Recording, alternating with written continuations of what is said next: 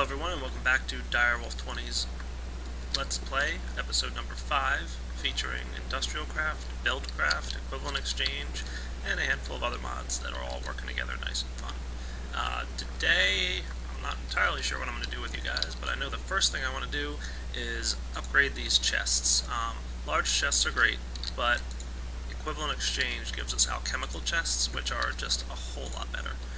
As you can see, I'm starting to fill up. I got a bunch of junk in my chests, and while they're not full, I kind of like to organize my stuff a little better than it's organized here, and you can see I'm already running out of room to keep things nice and neat and separated together, and my miscellaneous junk box is definitely filling up as well. So let's get working on the Equivalent Exchange stuff. So first I'm going to grab my recipe book here and show you guys some of the Equivalent Exchange recipes that we need. So let me find one or two here real quick.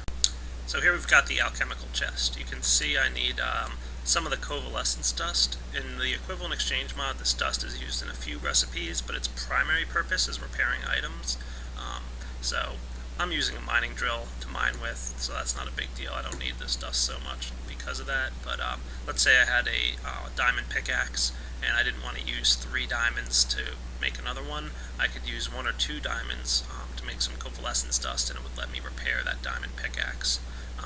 But that's the recipe here. We need a couple pieces of smooth stone, diamond, a couple iron ingots, and a chest. So let's go get the recipe for the covalescence dust. And here we go. Got a couple recipes here. You can see there's green covalescence dust, which is made using cobblestone. The light blue covalescence dust, which is made using iron. And the dark blue covalescence dust, which is made using diamond. And there's a couple different recipes for it. Some of them involve the philosopher's stone and glowstone.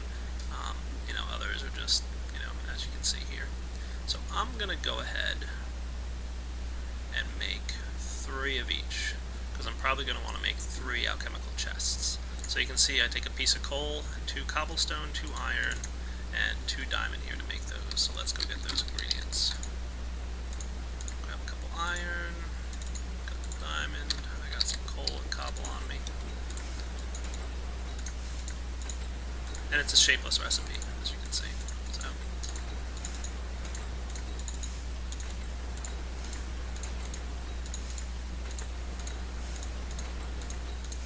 got my covalescence dust. Excellent. The next thing you guys saw we needed was some smooth stone. So I threw that in my electrical cooker a few minutes ago. Got enough now to get going with it. Gonna need a few more diamonds. Remember when I said Equivalent Exchange uses a lot of diamonds? Yeah, this is like the cheapest recipe there is. Alright, so I want 3 of these chests. I think I need some normal chests here as well. I'm going to make 1 more. Stick that guy in there. 3 of these.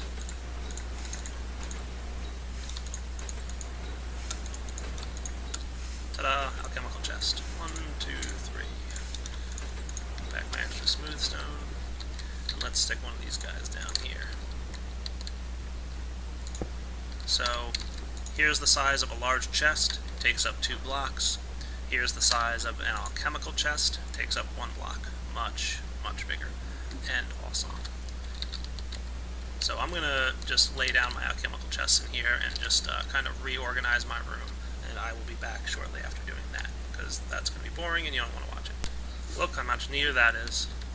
So I'm going to get rid of this old chest here, but you can see I kind of like to keep my coal, redstone, keep my stuff all separated. Now I've got pretty much going to vertically grow these, as you can see I'm doing with my tin here. I've got a lot of tin. So this way I have plenty of room to keep all my items nice and organized. Another nice feature is that you can place 2 alchemical chests right next to each other. They do not combine into 1 chest. But it definitely saves room. One of the annoying things for me is that you can't stick 2 treasure chests, the regular large chests, next to each other. They don't play nice together. So you can see I dumped all my cobblestone into this nice chest here, put my rare stuff and my mod items together right next to each other. And I still have this miscellaneous junk chest, which is actually the chest that's probably the largest fold right now, but I'm going to make another alchemical chest a little bit later. So the next thing I'm going to do, I think, is probably head down to the Nether. I'd I'd like to get some glowstone and build a Philosopher's Stone, which is another piece of the Equivalent Exchange mod. So let me get prepared to do that, and I will come back soon. Okay, I think I'm going to build my portal room right here next to my machine room.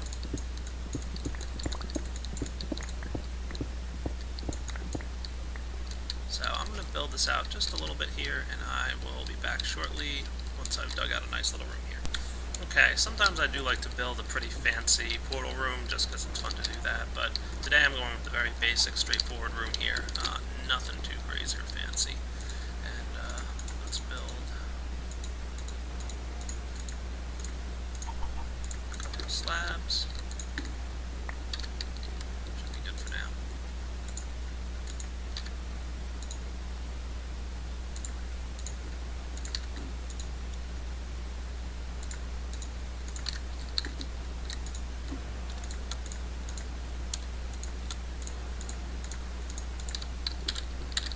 Let's get to work.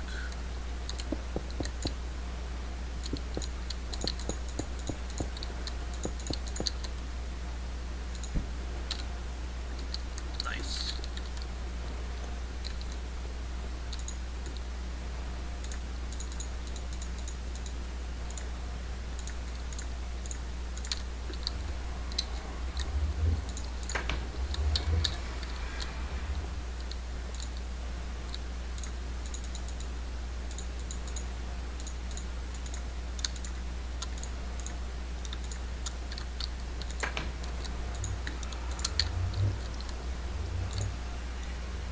And I'm just building some slabs here because I like to make it easy to get into my portal.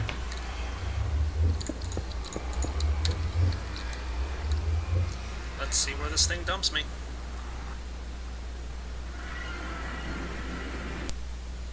And through the wonders of editing, we now have the nether.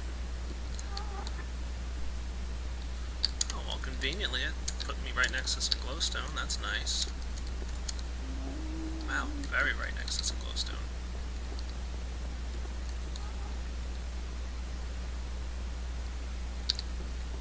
Not a bad location if I do say so myself. Sometimes I would typically build a little fort out here in the nether where just surrounding my portal, so that when I do come back out here later, I can, you know, be safe. I'm not going to do that right now. Right now I'm just going to collect some glowstone and head on back into the real world. I might do some more nether exploration later.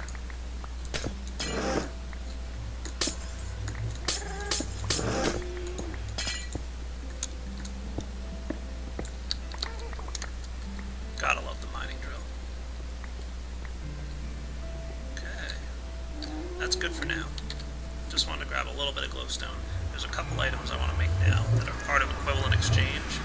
You might have noticed that for the most part I'm focusing on industrial craft. I will be going into Equivalent Exchange further later on in the Let's Play series, but the Equivalent Exchange items are very powerful, and I'm trying to play industrial craft a little vanilla for right now and just feature that mod first. The Equivalent Exchange items are also very expensive, and therefore I don't have resources to go nuts with all those crazy awesome items. So let me organize my inventory real quick and I will be back. Okay, I think I have everything I need here. So the first item I want to make is a slime ball. Very nice. Thank you, Equivalent Exchange, for not making me hunt down slimes. And with the slime ball, we can now make the Philosopher's Stone. Very cool item. Lots of fun. I'll go into the features of that in a moment here, but another thing I want to build real fast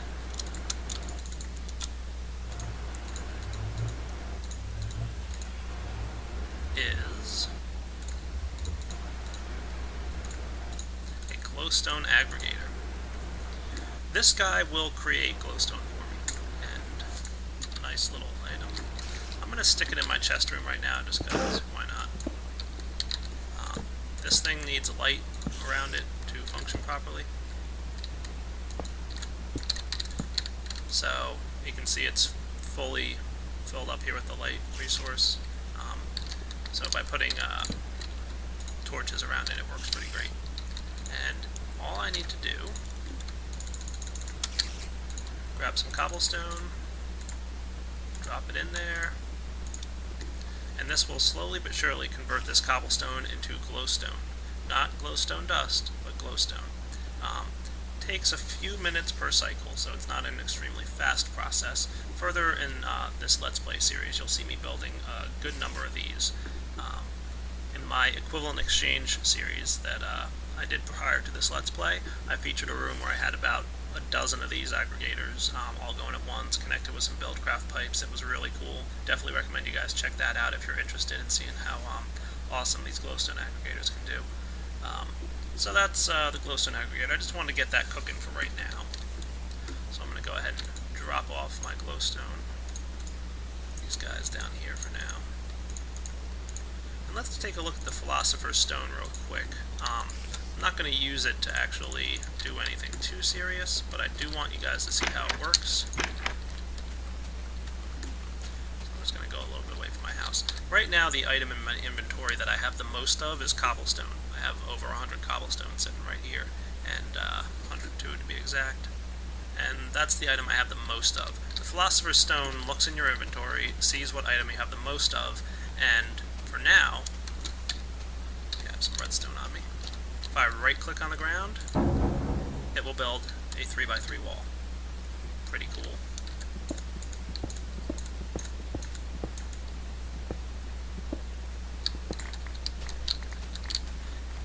If I charge this item up, you see it has 4 charge levels. I don't want to have to clean up the mess I'm about to make if I use all 4 charge levels, so I'll just use 1 charge level, and right click, create a bigger wall. So imagine what all 4 charge levels will build you, and you'll see why I didn't want to do that. So let me clean this up real quick. All clean. It also comes with another mode called extension mode. If you press G, it'll switch to extension mode, and now it'll just extend a wall. So instead of stacking right on top, it just extends it like that. Ta-da! Very nice. So, I'm gonna clean this up, and just wanted you to know that I made the Philosopher's Stone, and it's used in a lot of the alchemical recipes in Equivalent Exchange. It allows you to convert iron to gold and gold to diamond. Bunch of cool things like that, and it's required for a lot of the stuff going on in Equivalent Exchange. So without further ado, I'm going to go find something else to show you guys. One more cool thing the Philosopher's Stone can do if you have glowstone in your inventory. I just went and grabbed some. Shoot an animal with it by left clicking, and it turns into another animal. Oh, ran out of my glowstone. Yep. So that's cool and a lot of fun. Well, this is too funny not to show. I came down into my mining caves and was doing a little mining, wanted to gather a few more resources here before I do anything else, and found an underground lake with a ton of squids in it. So I'm guessing you guys can see that pretty clearly. There's a few more down here. Yeah, that's kind of funny. Alright, that's all. Well guys, I don't know how clearly you might be able to see this before I light up this room, but I just found a, oh boy, zombie spawner, and my sword just broke. Remember I said I should have gotten a diamond sword? Yeah, I probably should have actually done that. So, cool. Also a little bit of diamond right up here, which is nice.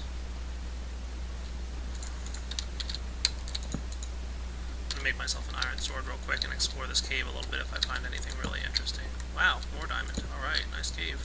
If I find anything more interesting, I will come back and report on it. That's a pretty cool natural formation. You can see there's lava flowing down the wall here. It ran into some flowing water and made some cobblestone to block itself off, and now the water flowing here is making a bunch of obsidian. So just a neat little natural formation here. So I'm actually run into an instance where my backpack and my diamond drill both run out of juice, and I still have some of this cave to explore. I haven't finished checking this whole area out here. So what I'm going to do, pulse my portal, get back to my base, but I'm not going to close my portals, I'll leave them open. head over to my MFE, which I've been playing this game for a while now, and it's still not fully charged. So you can appreciate how much juice the MFE actually holds. Let that guy charge up real quick. And I'm actually going to drop off some of my ore that I found all down there. Give me some inventory. I'm going to drop off my backpack. And that's going to take a moment to charge up. While that charges, I'm going to go drop off a couple items here. You can see I found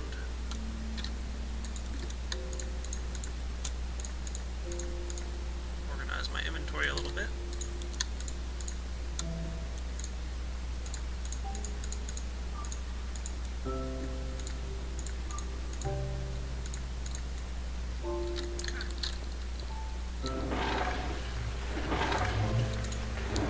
Backpack's charged, ready to go. Head back down, pick up right where I left off. See how awesome the portal gun mod can be? Okay, just wrapped up some mining. You can see I got a handful more diamonds, a good amount of more materials here. Just dropped a bunch of stuff in my macerator, and my electric furnaces are cooking away. Oh, that's a little bit more for you guys. So, things are cooking. One thing I want to do right now is fix some of my wiring. Anybody who was paying attention to my second or third video when I wired all these machines together might have found out that I did it wrong. Look at this mess that I made. I mentioned in my last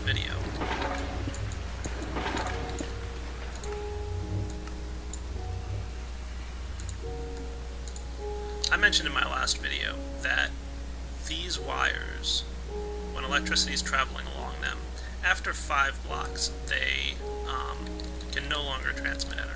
They reduce the energy they transmit. So every 5 blocks, you lose 1 energy unit per second of energy transfer. So this pattern here, with these things all over the place, is very inefficient. So I'm going to clean this up.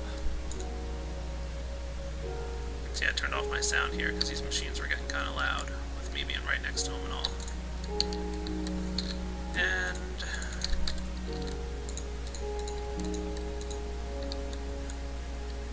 And actually, well, yeah, I'll leave that running.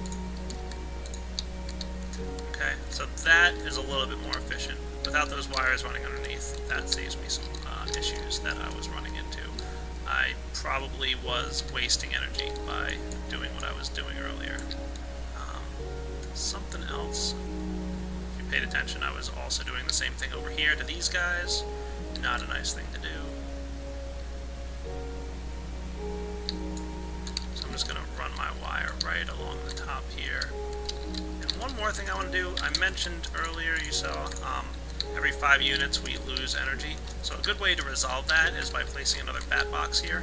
If I stick a bat box right here, then I'll be able to kind of stick all the energy into the bat box, and then it counts as a new distribution method, and I'll lose less energy units. So let me build one of those guys real quick. Gonna need some batteries. Tin.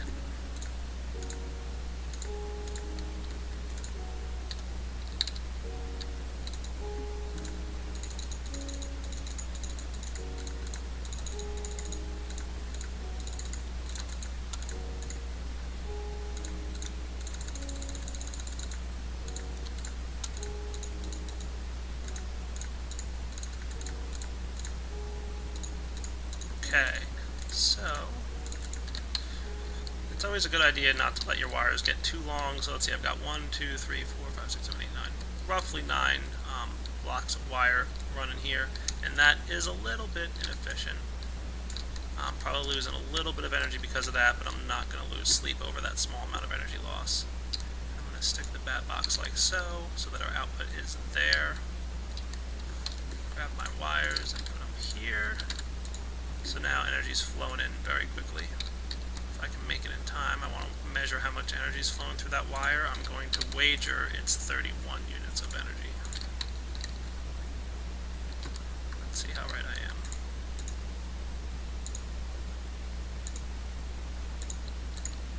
Well, I think I was a little slow, and besides with these macerators running and the fact that it's the voltage differences here, I wasn't able to accurately measure how much energy was flowing through there. Yeah, it's full now. So let's just go ahead and lock this guy into place, get these guys running again. So now we've got less energy loss as a result of this guy.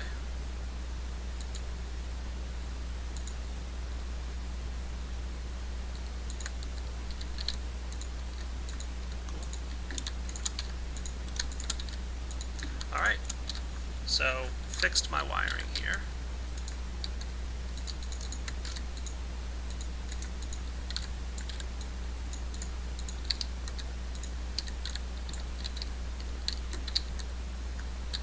And gonna turn my sound back up a little bit.